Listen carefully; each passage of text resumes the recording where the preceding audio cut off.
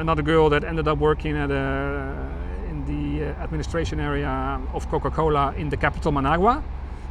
That would have never even crossed their minds if we wouldn't have been there, or if she wouldn't have developed herself the way she has been able to.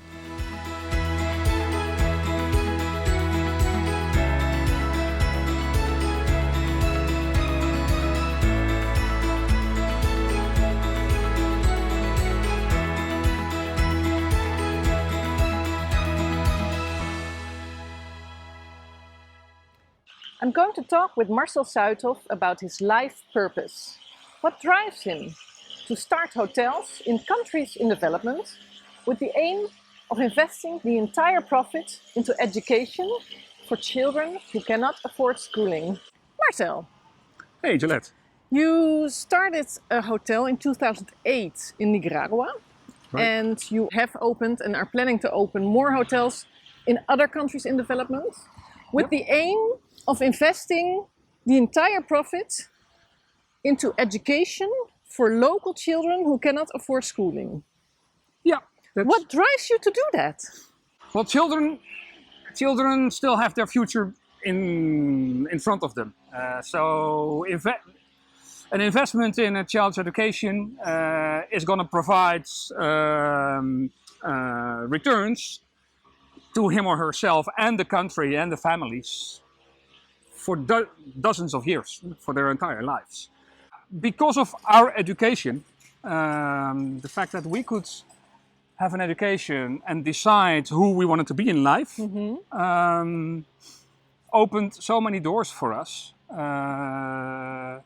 that for us it felt like a shame if children cannot have the education. That opens so many doors in your life. That gives you possibilities in life, opportunities in life. Exactly. And I think that's what drives us. The other element of that drive is that education, it also helps combat the inequalities. The growing inequality that we see in the world, that we see within our own societies as well, is profoundly bothering me. And I think it's a ticking time bomb. And I don't think, even at that point in time, in 2008, I don't think I saw it yet. But after having spent quite some time in both in Nicaragua and in Mexico, where the second hotel is, the inequality, it has exploded in my face so often.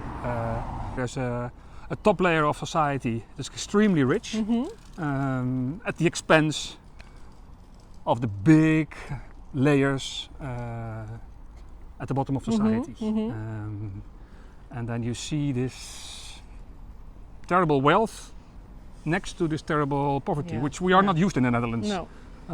But over there, it's really in your face. So what do you want to accomplish with your hotels?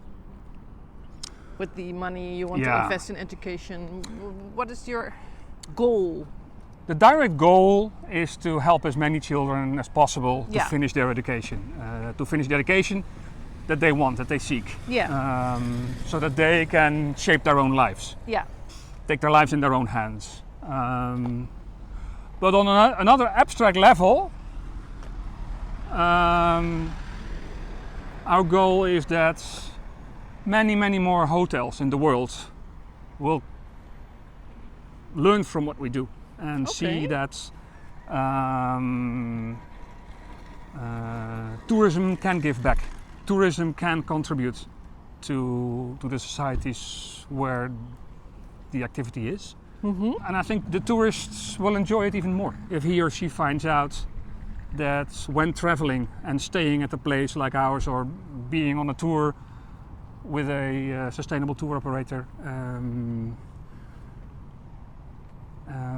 and the money doesn't disappear in deep pockets of foreign investors, but are really deployed locally to develop the country. I think there's a wealth of possibilities that could come out of that. Okay, so you also want to be an example? Totally, absolutely. And I think that's possible. Yeah. Well, first of all, because both in Nicaragua and in Mexico, we saw that in no time we have high occupancy rates, higher than average. Because indeed, the tourists, whenever they travel around and they see the opportunity, they can, hey, I can sleep in Hotel Con Corazon, and I can do good while I'm sleeping. Wow.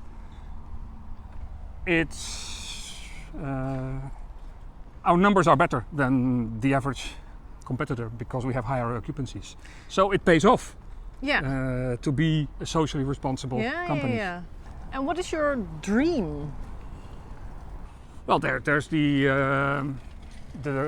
current dream we have, that by the time I retire there should be at least 15 hotels with thousands of children benefiting from it, being in school, receiving the schooling that they should. But yes, I also have to say that I can. The other part of the dream is that by then there will be many more companies like us doing the same, and that will have that what we did was the start of an impact on tourism. Yeah. What do you see the result of your investing in education for children? Mm-hmm. How many children have you helped? The easiest to talk about this is Nicaragua, where we've been active for 12 years now, and for 11 years we have the education programs.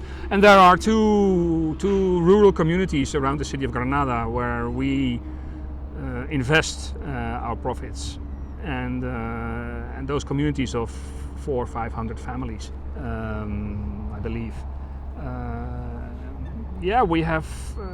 We have continuous contact with them.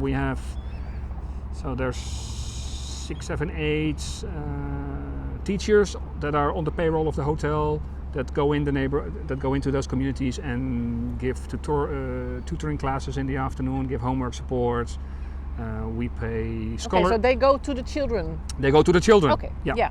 And once they get to high school, these children get scholarships for a good high school, university scholarships, and they come to the hotel on Saturdays to receive motivation support, to get computer classes, English classes. Are there some stories of these children, and do you share these stories with the tourists? Yeah, continuously, certainly. I mean, there's many families that never saw the value of education, and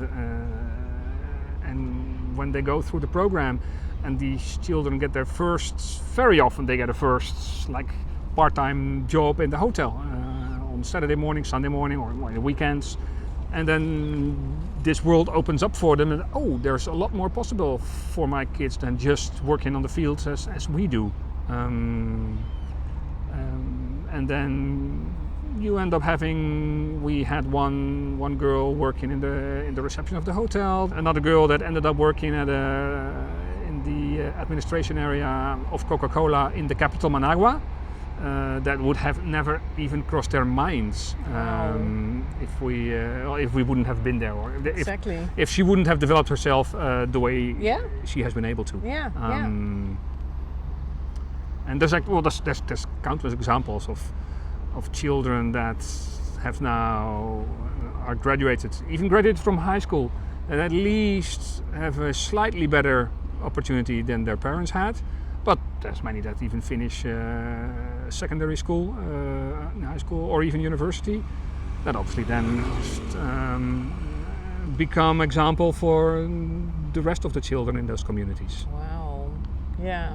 So it spreads around. It certainly spreads, yeah. After when it's a real rural neighborhood, and after 5 years of activities, or six maybe, then the Ministry of Education, who asked us in the first place to choose those communities to give support, decided to also start a secondary school in the community that wasn't even there before. Oh wow! Because the demand was there. Wow. I remember that this must have been 8 years ago, when we had the first graduates from primary school, 3 girls with very good grades, and we gave them a scholarship for secondary school. And they only lasted 3 months. because walk every day to town, walk back. Sometimes I found it dangerous. Oh yeah. So then we thought, oh my God, so here we come from the West, we believe how things should go, and we fail. But we learned, and by now it's become the most normal thing in the community, that when you finish primary, of course you go on to secondary school. Yeah. Some of them in the neighborhood, in the let's say the community where the secondary school is, but many of them choose deliberately now, no, we go to town, we take the public transport in the morning and in the afternoon, because that's where the better high schools are situated. How do you believe in yourself? How do you...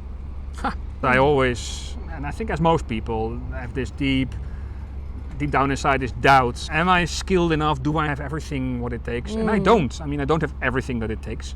But by now I think, no, I'm sure that I have enough of what it takes to make it happen and to make it work. Even if in my mind there's always this perfect setting, at 60% I'm doing much more than I would have done doing anything else.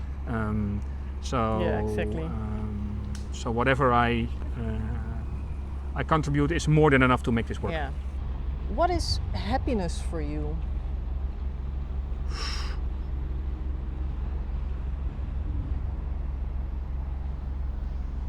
Wow, it's a profound question. The first word that comes to my mind is sharing. Sharing knowledge, sharing skills. Whenever I share things, I share moments with other people, I think is when I'm happiest.